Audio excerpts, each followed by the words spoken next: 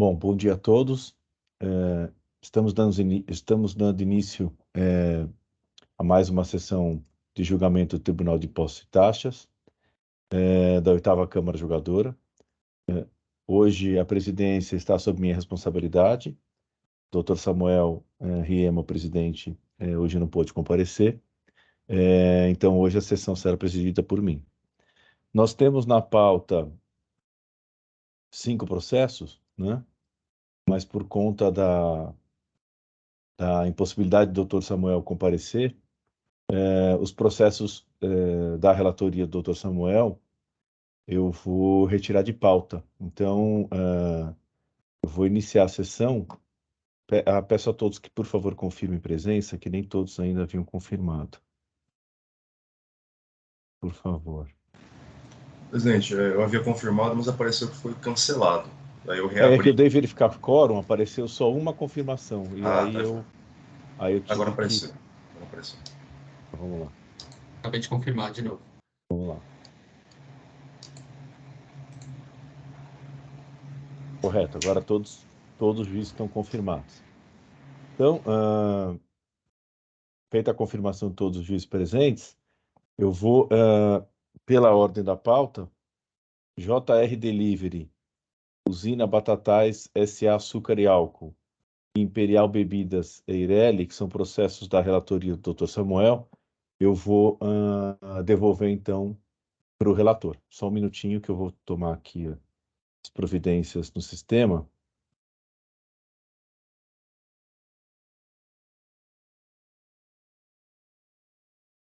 Para cada um deles. Presidente, a Imperial é vista minha. Perfeito. Pode devolver para a pauta, tá? Ah, tá ok. Então, Imperial devolvo para a pauta. Ótimo.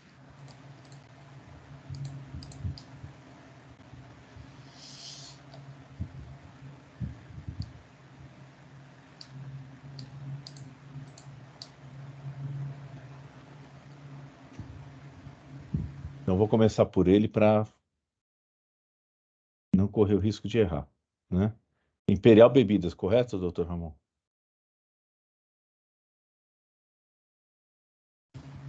É 442.423. Correto. 2, 3.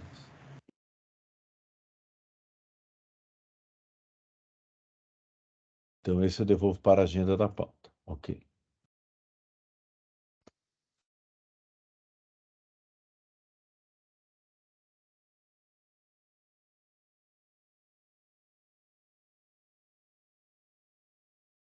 O outro processo da JR Delivery é vista da doutora Daniela. É isso, doutora Daniela?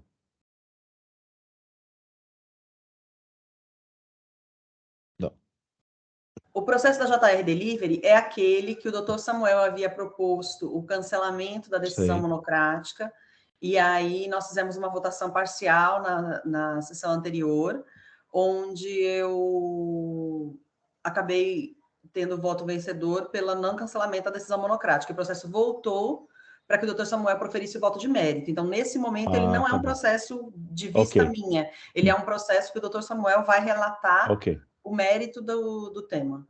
Tá ok, então eu devolvo para o relator. Perfeito.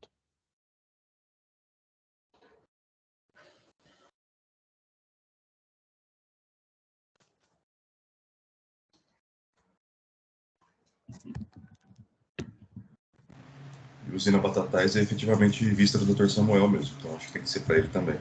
Usina Batatais é um processo da relatoria do Dr. Ramon e vistas do Dr. Samuel, então eu vou devolver para ele também. Perfeito. Exato.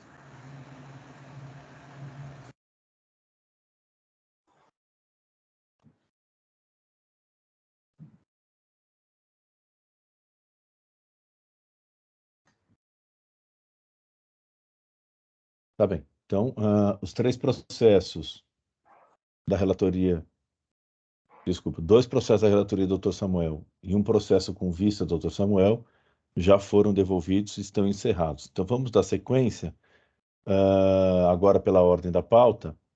O próximo processo a ser, o primeiro processo a ser julgado efetivamente na sessão é o processo da Raiz em Energia S.A., processo 4048829. O processo é da minha relatoria. São, se eu não me engano, 15 acusações remanescentes. Processo relativamente grande. Eu vou ler aqui as acusações, mas eu vou tentar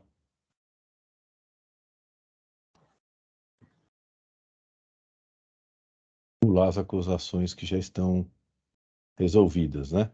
O itens 7, 10, 11, 18 estão com quitação confirmada, as folhas 5.903 a 6.219. Então, esses 4 itens não serão objeto desse julgamento. Restam 15 itens de acusação, né? Então, eu vou ler aqui para vocês as acusações, para que todos possam acompanhar depois a sustentação oral do Dr. Carlos. A primeira acusação é falta de pagamento de ICMS, no montante de R$ 109.249, relativamente ao período de janeiro a dezembro de 2012, conforme anexo 1, por levantamento fiscal, decorrente de diferença apurada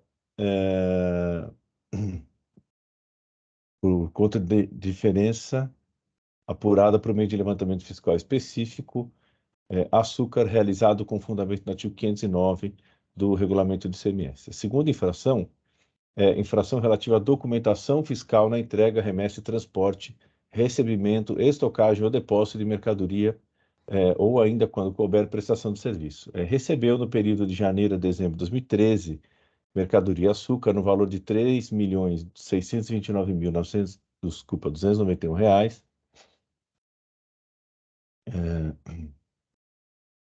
sem documentação fiscal, de acordo com o anexo 2, decorrente de diferença apurada por meio do artigo 509,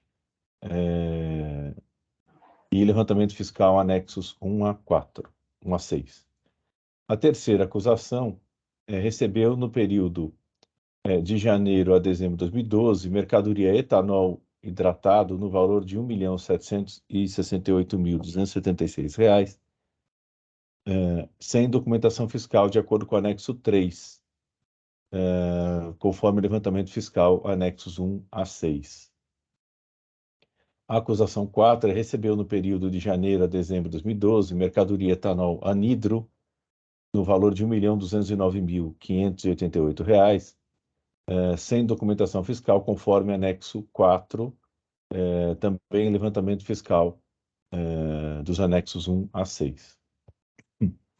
5. Infrações relativas ao pagamento do imposto. Deixou de pagar ICMS no montante de R$ 199.927, relativamente ao período de janeiro a dezembro de 2013, conforme anexo 5 e levantamento fiscal de anexos 1 a 6.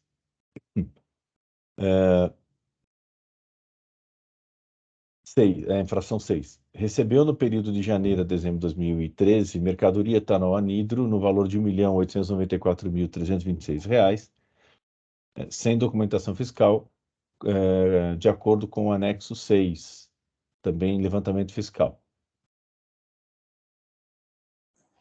O item 7, segundo informações juntadas no processo, depois peço para o Dr. Carlos confirmar, já foi resolvido, então não fará parte desse julgamento. A infração 8, crédito indevido de ICMS no montante de R$ 34.083, no exercício de 2013, nas datas e valores especificados no demonstrativo B e C, através de escrituração dos registros de entrada. A infração 9, crédito indevido de ICMS no montante de R$ 37.716, no período de janeiro a dezembro de 2013, nas datas e valores especificados nos demonstrativos B e C.1, referentes a uma prestação de serviço de transporte de mercadoria não utilizada no processo produtivo, água. O item 10 também, segundo informações trazidas, já foi resolvido. Agora o item 11. Crédito indevido de ICMS no montante de R$ 1.471, no período de janeiro a dezembro de 2013, nas datas e valores especificados nos demonstrativos B e C.3, referente à operação de prestação de serviço de transporte realizado por empresa no Simples. Item 12, deixa eu lembrar aqui. O 11 também já está resolvido, né? De qualquer forma, eu fiz a leitura. 12. Crédito indevido de ICMS no montante de R$ 152.909 no período de janeiro a dezembro de 2013, nas datas e valores especificados no demonstrativo B e C.4.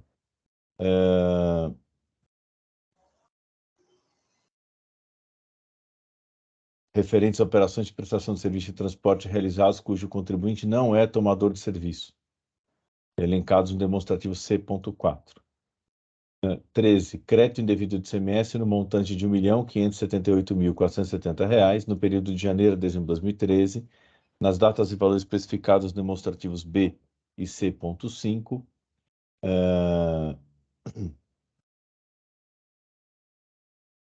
Deixa eu...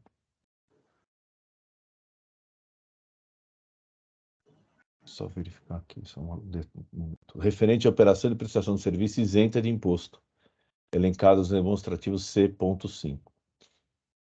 14. Crédito indevido de ICMS no montante de R$ 91.757, no período de janeiro a dezembro de 2013, nas datas e valores especificados nos demonstrativos B e E,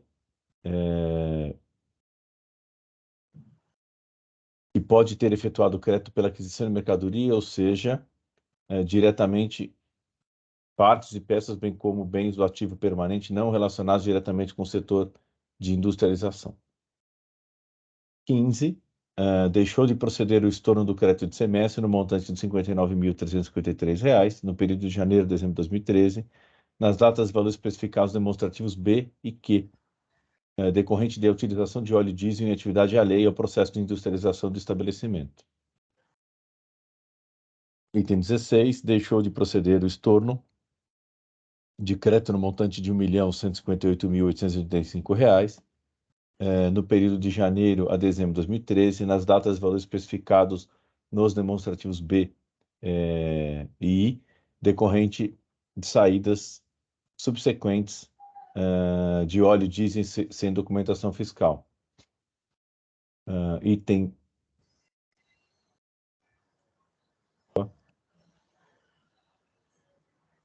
o item 17. Deixou de emitir no período de janeiro a dezembro de 2013 documentos fiscais no valor de R$ 8.142.997, antes de iniciada a saída da mercadoria a diversos consumidores contribuintes com valores especificados demonstrativos I e M, conforme se comprova pelas planilhas fornecidas pelo contribuinte que demonstra que o óleo diesel consumido e a relação de veículos de terceiros que consumiram. O item 18 já foi resolvido e, por fim, o item 19 deixou de escriturar no período de janeiro a dezembro de 2013 documentos relativos à entrada de mercadorias no estabelecimento, sendo que já se encontravam escrituradas as operações do período, conforme demonstrativo de entrada não registradas, valor R$ 595.905. Essas são as acusações constantes do auto de infração. E agora, nos termos regimentais, eu passo a palavra ao representante da autuada, Dr. Carlos, para que faça sua sustentação oral. Bom dia, ilustríssimo senhor juiz-presidente, relator desse processo, doutora Daniela, doutor Rodrigo, doutor Ramon, doutora Luciana, doutor Luiz Carlos, que nos acompanha aqui também, com quem eu já trabalhei, de quem eu já fui estagiário, para entregar a idade do doutor Luiz Carlos aqui ao vivo. Bom dia a todos. Ele até ficou online aí para não me deixar mentir sozinho. Esse caso, como os senhores podem ver, foram 19 acusações. E é surpreendente isso. Um dos aspectos que a defesa recorrente trouxe foi justamente a violação do princípio da ampla defesa, do contraditório. Por quê? Aqui, basicamente, uma defesa daria para escrever sobre o direito tributário. Você tem acusações de todas as espécies possíveis e imagináveis. suposto crédito indevido, ausência de emissão de nota, suposta ausência de emissão de nota fiscal, falta de escrituração de nota, recebimento de mercadoria sem nota, venda de mercadoria sem recolhimento de ICMS, tem de tudo um pouco aqui, né? E os meus 15 minutos para fazer a sustentação oral, além dos parcos 30 dias para fazer o levantamento de toda essa documentação fiscal, apresentar nos autos e tentar, com isso, apresentar uma defesa minimamente factível, né, para comprovar todos os equívocos que foram cometidos pela fiscalização ao longo desse processo. Então, desde logo se requer nulidade por conta disso. Mas, entrando no mérito, são 6 acusações de supostas diferenças de estoque. Precisa lembrar que essas acusações elas não são de diferença de estoque em si, né? Mas sim ou recebimento de mercadoria sem nota ou venda de mercadoria sem o recolhimento do tributo. Porém, em todos esses casos em que foi apurada essa suposta diferença, a fiscalização deixou, mais das vezes, ou de desconsiderar perdas e quebras de mercadorias ocorridas fora do estabelecimento da recorrente. E aí isso acontece porque o fiscal entendeu que deveriam ser lançadas no LPD essas perdas e quebras, mas elas ocorreram em armazém externo. Então, em primeiro lugar, se elas ocorrerem em armazém externo, elas não deveriam ser lançadas imediatamente no LPD.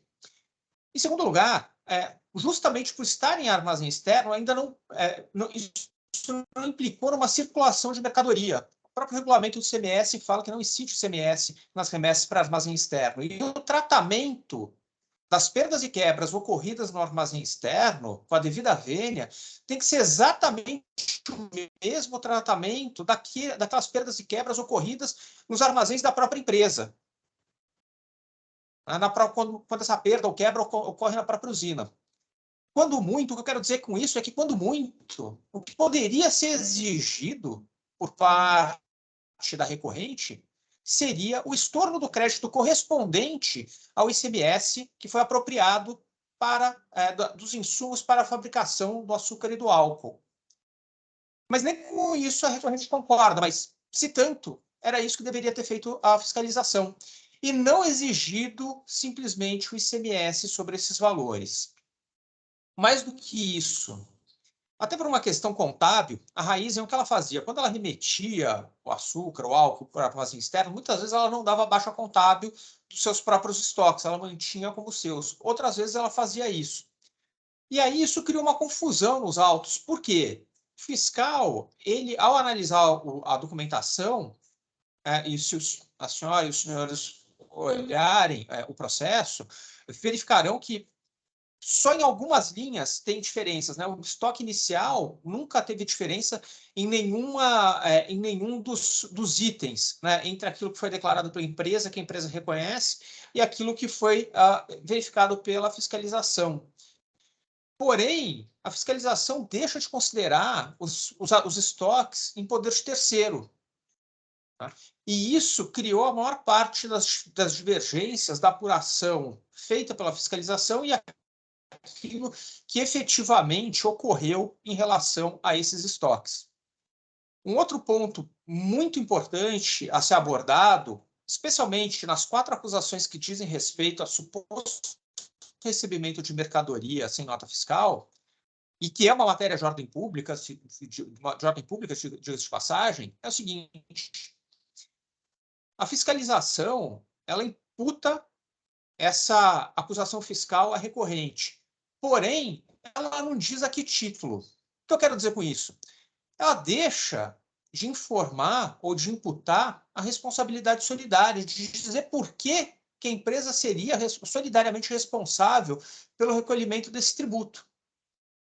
Existem inúmeras jurisprudências desse tribunal, se é que o entendimento já não é pacífico nesse sentido, de que quando há essa diferença de suposto recebimento de mercadoria sem nota, claramente está obrigado a fiscalização a estabelecer esse liame da obrigação jurídica tributária, expondo a razão pela qual, né, se a empresa concorreu para uma suposta sonegação de imposto, se a empresa tinha interesse comum na situação jurídica, né? E aí interesse comum, sabemos que ambas as partes deveriam estar no mesmo polo da relação jurídica, não, e nesse caso não estariam, mas fato é, não sequer isso permite o direito de defesa da empresa, né? Razão pela qual se requer a nulidade, ao menos desses 4 itens, né? Justamente por esse erro na acusação fiscal.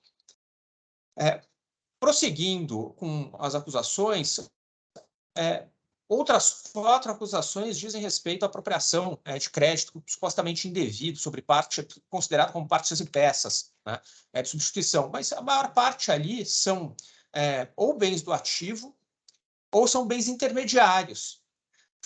Fato é que a fiscalização, com a devida vênia, não analisa nesses autos a atividade produtiva da empresa. A empresa, preciso recordar, né, ainda que seja público notório, que a Raízen ela é uma agroindústria. Ela não é uma indústria. E ela não é uma empresa agrícola, ela é uma agroindústria. Legalmente caracterizada como tal, né? Ou seja, ela produz a própria cana, planta, colhe, leva para suas usinas, onde faz o processamento dessa cana para fabricar o açúcar e o álcool. Isso foi absolutamente desconsiderado. A fiscalização em nenhum momento analisa o emprego dessas partes e peças no processo produtivo agroindustrial, né?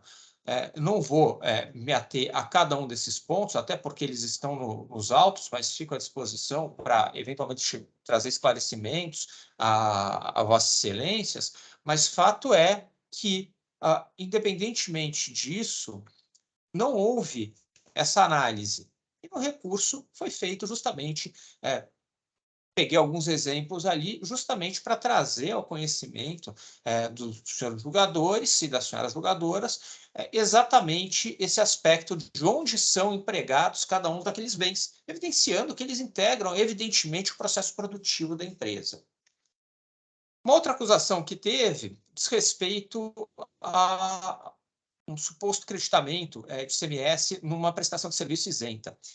Esse caso é interessante porque a portaria CAT 13 de 2013, ela obriga, para que a empresa tenha o direito à isenção do ICMS sobre o frete que destina mercadorias para exportação, ela obriga que haja o credenciamento nos termos da portaria CAT, o que, obviamente, contrário senso, quando não há esse credenciamento, o transporte não é isento. Se o transporte não é isento, claramente há o direito de crédito, pelo princípio da não cumulatividade. Tão simples quanto isso. Isso ficou evidentemente demonstrado nos autos, porque a Raízen ela só foi aderir lá em dezembro de 2013, se não foge a data, à portaria CAT 13 de 2013. Significa dizer que durante todo o período objeto da autuação, ela tinha direito sim ao crédito, né? E por isso apropriou aquele crédito. Outro aspecto diz respeito também ao transporte da água, né, que não seria utilizado no processo produtivo. Bem, é até estranho dizer isso, né, mas a água ela é utilizada tanto na irrigação quanto na própria fabricação do açúcar, no processo de fabricação do açúcar ou do álcool, inclusive tendo contato direto com a cana-de-açúcar, seja no momento da lavagem dessa cana, seja no momento da posterior à fermentação do caldo para a produção do etanol. Assim, o etanol é hidratado, inclusive, ele contém água, né? É até estranho ter que explicar isso, né? Porque seria intuitivo que a água é utilizada claramente no processo industrial da fabricação do açúcar e do álcool. E, no entanto, houve a glosa, o que demonstra, mais uma vez, que não houve, por parte da fiscalização, o cuidado necessário para avaliar o processo produtivo da agroindústria e, por essa razão, acabou alcançando uma conclusão com a devida vênia equivocada. Outro aspecto também trazido pela fiscalização, que foi objeto de autuação, foram as glosas dos créditos de óleo diesel, né? Que é porque alguns veículos e máquinas próprios da recorrente supostamente não teriam sido aplicados ao processo produtivo, que é porque houve aplicação desse óleo diesel também em veículos de terceiros. Sobre isso, é uma matéria que, por mais que seja conhecida, é importante repisar aqui. Tá? Em relação à aplicação desse óleo diesel em veículos de terceiro, não há qualquer diferença se o veículo é próprio ou não. Por quê? Porque esse óleo diesel ele é aplicado naquele maquinário, colhedeiras, tratores, né, as colhedeiras responsáveis pela colheita da cana, tratores responsáveis por deslocar essa cana dentro do canavial, enfim, fazer a subsolagem, plantio e por aí vai. São máquinas que desempenham exatamente as mesmas atividades das máquinas da hora recorrente. O óleo diesel é adquirido pela área recorrente de maneira integral e é abastecido nesses veículos e máquinas de terceiros que desempenham exatamente a mesma função das máquinas da recorrente.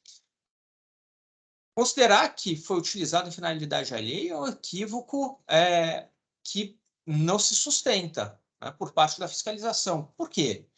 Porque a fiscalização deveria, no mínimo, ter verificado em quais atividades esse óleo diesel foi utilizado, e não o fez. Né? Ainda que considerasse que o abastecimento em si, implicaria uma circulação desse óleo diesel, que ela não teria mais direito de crédito, também não se sustenta. Né? Primeiro, porque não há sequer uma circulação física dessa mercadoria, já que o óleo diesel ele é utilizado dentro do estabelecimento da hora recorrente. O estabelecimento, recordando, é uma agroindústria, então tem não só a parte da usina, mas como em todo o entorno a cana que está plantada, né, num raio de até 80 quilômetros. Então, assim, são áreas enormes de plantio, e essas máquinas funcionam lá 24 horas por dia. Então, não há uma circulação física, também não há uma circulação jurídica dessa mercadoria. Por quê? Porque não há venda desse óleo diesel para o prestador de serviço. Isso não é uma venda desse óleo diesel, então, em primeiro lugar, não há que se falar em estorno do crédito, porque o direito creditório decorre do princípio da não cumulatividade e o óleo diesel claramente é um insumo do processo produtivo. E não há, igualmente, que se falar na emissão de nota fiscal. Por quê? Porque a nota fiscal só pode ser emitida quando há uma circulação da mercadoria, ainda que fosse considerada uma circulação meramente física, lá nos termos do artigo 2º da 6789. Né? Mas sequer essa circulação física ocorre. Então, o artigo 204 do próprio regulamento impede a emissão dessa nota fiscal. Uma questão lógica. Do mesmo modo, o maquinário e os veículos utilizados, que são próprios da recorrente e cujo crédito foi glosado relacionado ao óleo diesel neles aplicado, também não poderia. Por quê? Porque, por exemplo, os comboios nada mais são do que caminhões que levam combustível no meio do canavial para as máquinas continuarem funcionando. Acho que de novo, é intuitivo que uma colhedeira não vai sair andando por aí, parar num posto de abastecimento e falar, chefe, completa o tanque.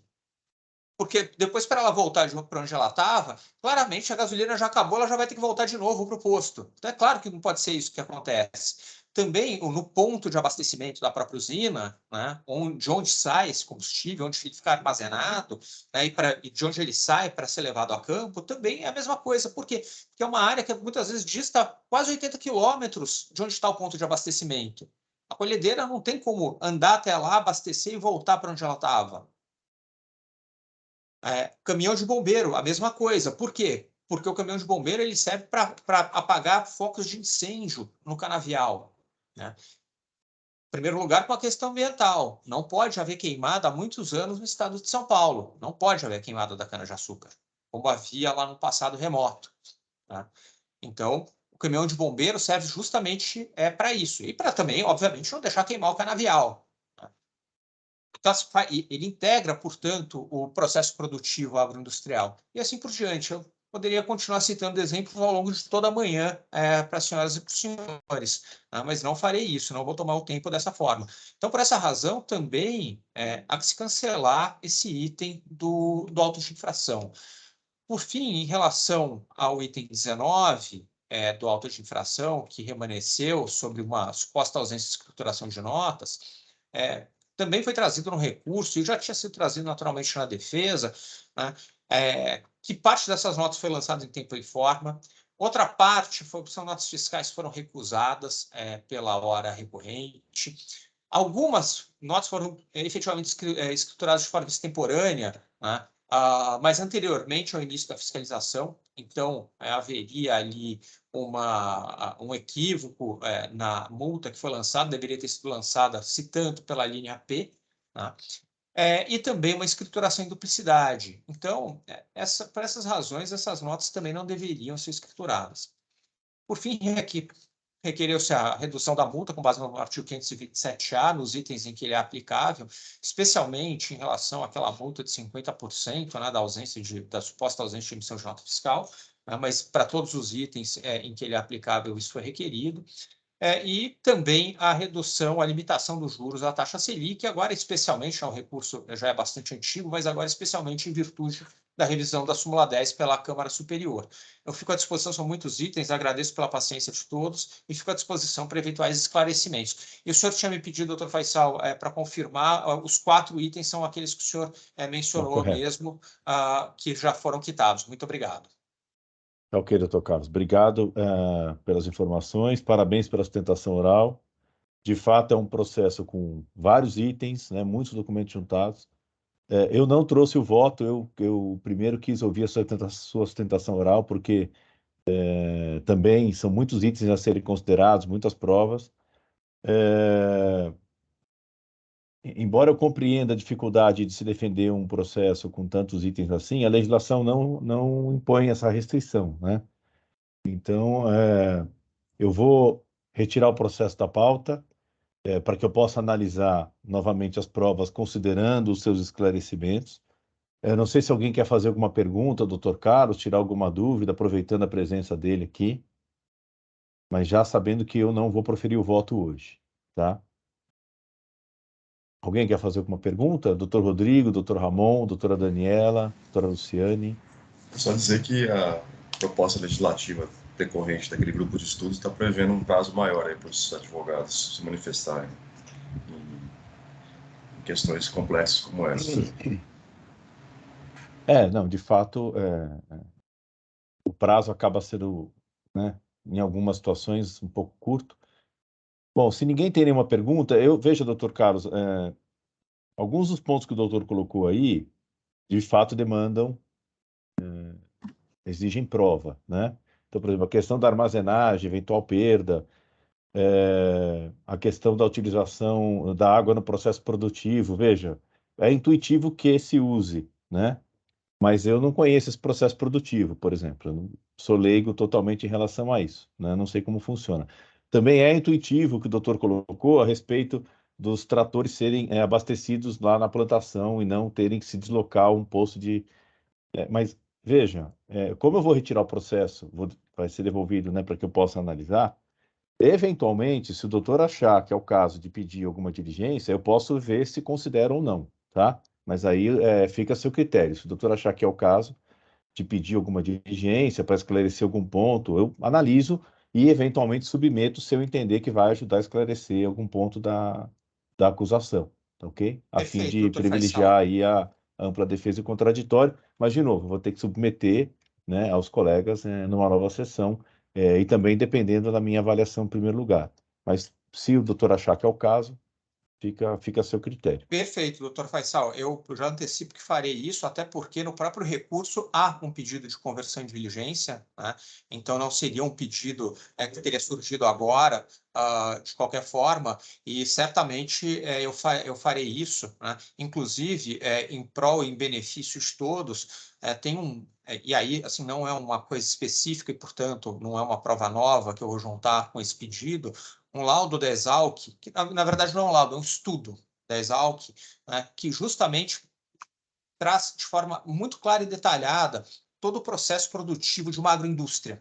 Então, não é um laudo vinculado a este caso, que vai falar de algum ponto específico trazido pela fiscalização, nem nada disso. Tá? Mas que, naturalmente, eu vou trazer, e aí a fiscalização, cabe a fiscalização analisar ou não.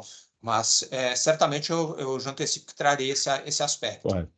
Vejo que já há uma diligência realizada aqui. Se houver alguma diligência adicional que o doutor entenda que possa acrescentar alguma informação que facilite a compreensão e o julgamento, eu vou apreciar e submeto a decisão da nossa Câmara Julgadora. Tá bem? Então, tá bem. Então, eu vou retirar o processo da pauta, vou devolver para o relator, e com isso encerramos o julgamento do processo 4048829, Raizen. Posso... Desculpa, professor, Pois só não, posso fazer um Rodrigo. comentário? Lógico. Eu acho que provavelmente eu não vou estar na sessão que retorne, mas eu já, tipo, outras vezes já li processo da Raizen, eu sei que ela tem esse problema constante com a fiscalização, então eu acho que eu li até, inclusive, o laudo que o doutor Carlos comentou, ele é genérico da situação, e acho que um ponto que acho que tem que ser analisado são as provas que a fiscalização trouxe, né? Então, que Correto. até estava anotando, caso tivesse julgamento, porque tem que olhar o caso a caso que a fiscalização trouxe, Uhum. porque tem muitos casos que ela só traz genérico, ela traz todo a falta de creditamento, né, a utilização, mas não traz aonde foi exatamente. Então, é bem complicado. Eu acho que eu até ia perguntar se tivesse julgamento, eu ia até pedir vista, mas provavelmente eu não vou estar no julgamento porque é um processo bem detalhista de provas, né? Sim, Então, correto. Não, de fato é um processo com muitos pontos, né? Muitas é bem autuações, muitas interessante o infrações. processo. Então, tá bem. Então, doutor Carlos, o processo já foi devolvido ao relator e está encerrado. O doutor fica à vontade, se quiser acompanhar a sessão, não há nenhum problema. Agradeço a todos e vou permanecer acompanhando a sessão, sim. Muito obrigado, bom dia. Tá ok. Agora vamos dar início ao julgamento do processo da Cooperativa de Produtos de Cana-de-Açúcar, Açúcar e Álcool do Estado de São Paulo, processo 4.103.832 da relatoria da doutora Daniela. Então, vou passar a palavra à doutora Daniela para ela fazer uma leitura das acusações e depois passamos a palavra ao doutor Luiz Carlos para a sustentação oral. Com a palavra, doutora Daniela.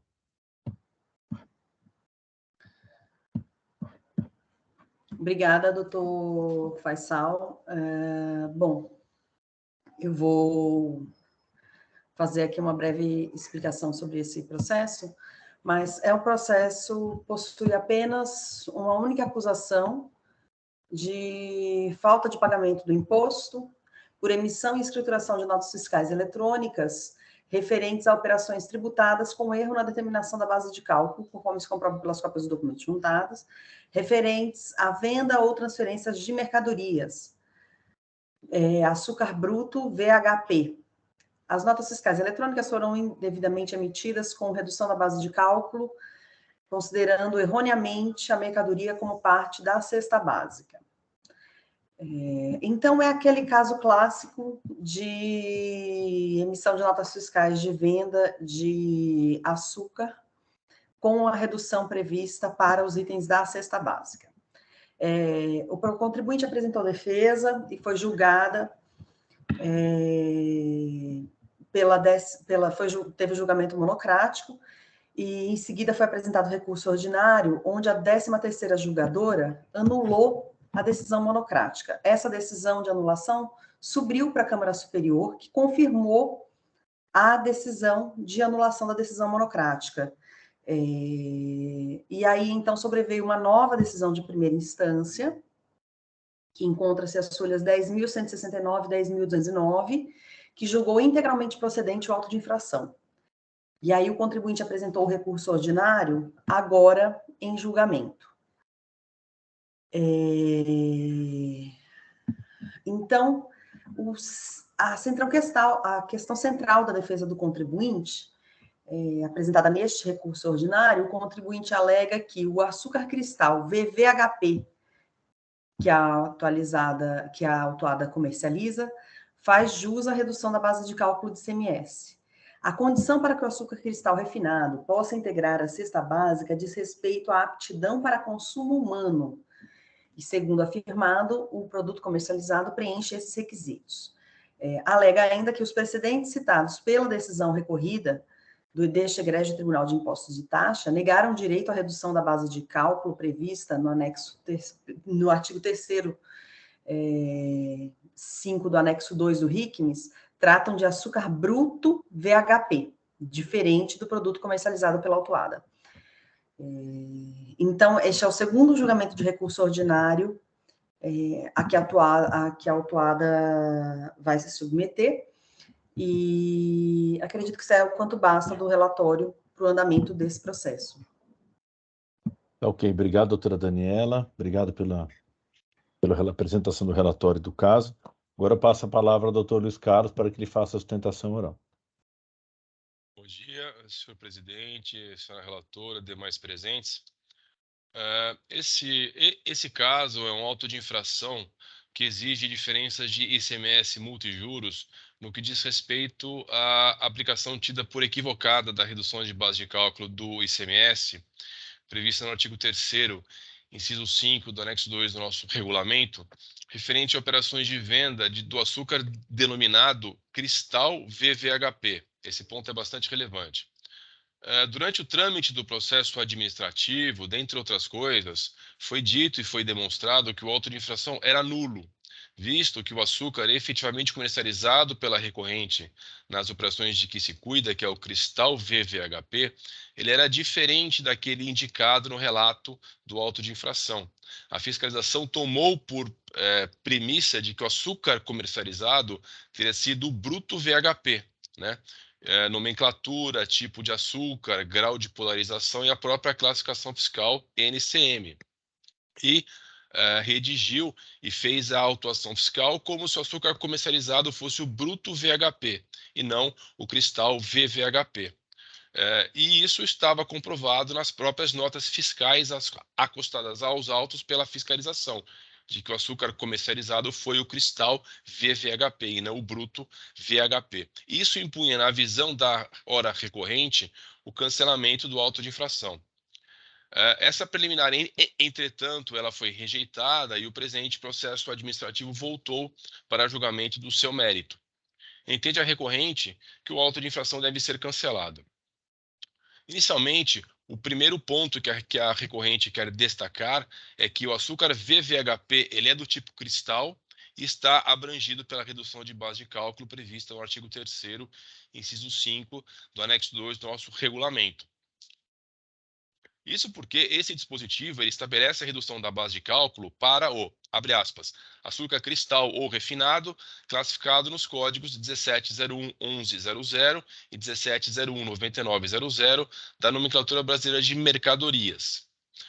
O açúcar em questão ele preenche todos os requisitos para usufruir da redução de base de cálculo, visto que ele é açúcar cristal VVHP, conforme a descrição do produto constante da nota fiscal, e tem por classificação fiscal o NCM 1701-9900.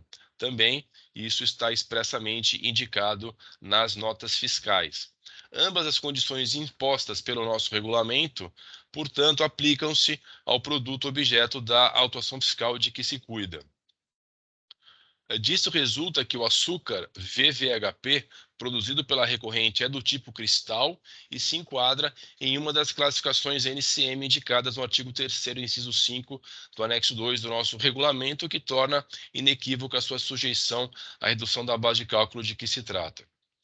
Além disso, foi anexado aos autos um laudo técnico do Departamento de Tecnologia Agroindustrial da Universidade Federal de São Carlos, a UFSCar, o qual reconheceu que o açúcar VVHP é do tipo cristal e apto ao consumo humano, produto constante da cesta básica. Nos autos, no próprio recurso ordinário, foi demonstrado que o açúcar cristal VVHP ele é vendido em pacotes de 2 a 5 quilos, né, conforme demonstra o site da produtora Sertano, o que comprova tratar-se de produto apto ao consumo humano e, portanto, constante da cesta básica. É importante ressaltar que todos os precedentes citados pela decisão recorrida, e eu diria mais, todos os precedentes que existem nessa casa sobre essa questão, eles negam o direito à redução da base de cálculo prevista no artigo 3º, inciso 5 do anexo 2 do nosso regulamento, em relação ao açúcar diverso, qual seja o açúcar bruto VHP. Nenhum desses precedentes, é importante ressaltar, eles tratam do açúcar cristal VVHP, exatamente porque a fiscalização da Secretaria de Fazenda de São Paulo, ela não discorda da aplicação a esse açúcar do benefício da redução da base de cálculo de que se trata, sendo lícito, inclusive, assumir que não teria ocorrido autuação fiscal se a fiscalização se apercebesse, se ela tivesse identificado corretamente o açúcar comercializado pela recorrente. Vamos lembrar que ela lavrou o auto de infração com a exigência do ICMS sobre uma suposta saída do açúcar bruto VHP, quando, na verdade, o açúcar comercializado, nesse caso concreto, é o cristal VVHP. Além disso, um outro ponto relevante é que a Secretaria de Fazenda Estadual, por intermédio do seu órgão consultivo, já respondeu consultas no sentido de que, independentemente da utilização do açúcar, ele está sujeito à redução da base de cálculo se cristal ou refinado, e desde que constante em uma das posições indicadas no artigo 3º, inciso 5 do anexo 2 do nosso regulamento. É o que diz, por exemplo, a consulta 176 de 2011, que ela é bastante elucidativa. Peço vênia para ler um trecho muito rápido dela. Abre aspas. Conforme o entendimento expedido por este órgão consultivo, em respostas anteriores, as operações internas com açúcar cristal ou refinado, classificado nos códigos tais, estão beneficiadas com a redução de base de cálculo do ICMS prevista no artigo 3º do anexo 2 do nosso regulamento, desde que atendidas as condições impostas nesse dispositivo, independentemente da destinação e uso a ser dado pelo destinatário desses produtos, haja vista que tal dispositivo regulamentar não faz qualquer restrição ao uso desses produtos. Fecha aspas. No mesmo sentido, é uma outra consulta do órgão consultivo dessa Cefaz, a consulta 245 de 2012, a qual é clara em afirmar que, abre aspas, as operações internas com açúcar cristal ou refinado, classificado nos códigos 17011, 1701 1100 e 1701 9900 da NBN, estão beneficiadas com a redução de base de cálculo prevista no artigo 3º do anexo 2 do nosso regulamento, desde que atendidas as condições impostas nesse dispositivo, independentemente da destinação e uso a ser dado pelo destinatário desses produtos, uma vez que tal dispositivo regulamentar não faz qualquer restrição ao uso dos produtos. O açúcar pode ser utilizado como insumo industrial na fabricação de outros produtos alimentícios, componentes ou não da cesta básica. Fecha aspas. As duas respostas da Cefaz, por intermédio do seu órgão consultivo, a 176 de 2011 e a 245 de 2012, elas são claras. Se o açúcar cristal ou refinado sujeitar-se a uma das NCMs previstas no regulamento, está abrangido na redução da base de cálculo, independentemente da sua utilização ou consumo. Elas são claras, inclusive, no sentido de que o açúcar pode ser utilizado como insumo industrial na fabricação de outros produtos alimentícios, componentes ou não da cesta básica. Assim, por esse motivo, sendo o açúcar VVHP do tipo cristal e se enquadrando numa das classificações de NCM do artigo 3º, inciso 5 do anexo 2 do nosso regulamento, que é 1701 9900, isso torna inequívoca a sua sujeição à redução da base de cálculo de que se trata. Por esse motivo, entende a recorrente que é de rigor o provimento do recurso ordinário e o cancelamento do auto de infração de que se trata. O outro ponto que eu gostaria de destacar, que é bastante relevante também, é que o auto de infração também afirma que a recorrente teria deixado de recolher o ICMS também nas transferências entre os seus estabelecimentos, conforme trecho do relato da infração. Conforme se percebe do auto de infração, a autuação fiscal ela abrange também transferências de mercadorias do estabelecimento autuado para outros estabelecimentos da mesma recorrente, um estabelecimento situado em Santos e outro estabelecimento situado no Paraná. Como se sabe, o Supremo Tribunal Federal, ao julgar a ação declaratória de constitucionalidade número 49, confirmou o entendimento proferido no julgamento do ARE 1255885, com repercussão geral reconhecida, que é o tema 1099, no sentido de que o deslocamento de mercadorias entre estabelecimentos do mesmo titular não configura fato gerador do ICMS, por não haver transferência de propriedade, ainda que se trate de circulação intraestadual. Como, aliás, previa a súmula 166 do STJ, segundo a qual, abre aspas, não constitui fato gerador do ICMS o simples deslocamento de mercadoria de um para outro estabelecimento do mesmo contribuinte, fecha aspas. O Supremo, inclusive, declarou inconstitucionais dispositivos da Lei Complementar 87 de 96, que previam a incidência do ICMS sobre a transferência de mercadorias entre estabelecimentos do mesmo titular, localizados em estados distintos. Nesse caso, pende de julgamento os embargos de declaração, nos quais deverá ser decidida a modulação dos efeitos dessa decisão e também a questão relativa ao aproveitamento dos créditos da operação interior. Entretanto, a não incidência do ICMS nessa hipótese ela é definitiva. Essa questão não vai ser revisitada pelo Supremo Tribunal Federal. Assim, entende a recorrente que, quando menos, deve ser cancelada a exigência do ICMS em relação às transferências de mercadorias entre os estabelecimentos da recorrente, o que pode ser facilmente verificado pela própria fiscalização, tendo em vista que no auto de infração consta operação por operação glosada no período autuado. Então, fica muito fácil verificar quais operações foram entre estabelecimentos da mesma pessoa jurídica. E, por último, também requer a recorrente a aplicação dos preceitos da nova redação da súmula 10 desse Tribunal de Impostos e Taxas, a qual limitou a aplicação dos juros de mora aos débitos fiscais estaduais, como é o caso do ICMS, e a variação da taxa Selic. Em conclusão, e diante de todo exposto, pede esperar a contribuinte seja acolhido o presente recurso ordinário e reconhecida a improcedência do lançamento de ofício. Basicamente, era isso que eu tinha para falar sobre o caso em referência. Agradeço a atenção dos senhores e fico à disposição para qualquer esclarecimento de fato que se faça necessário. Obrigado. Doutor Luiz Carlos, obrigado pelos esclarecimentos, parabéns pela sustentação oral. Pergunto aos demais colegas se alguém gostaria de fazer alguma pergunta. Doutora Daniela, começando pela doutora Daniela, doutor Ramon, doutor Rodrigo, doutora Luciana. Não? Então, eu vou devolver a palavra à doutora Daniela. Obrigada, desculpa. Obrigada, doutor Faisal.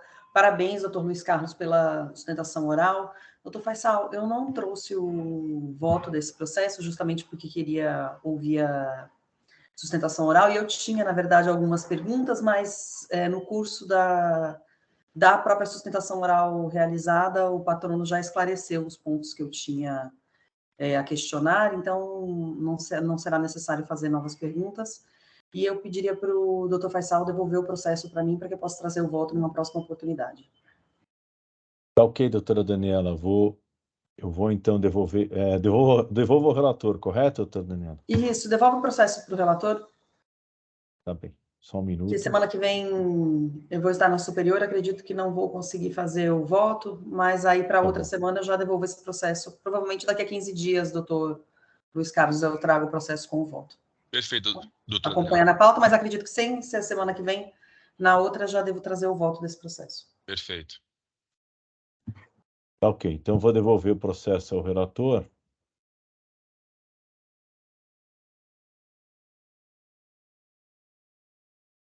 Ok. Processo devolvido ao relator.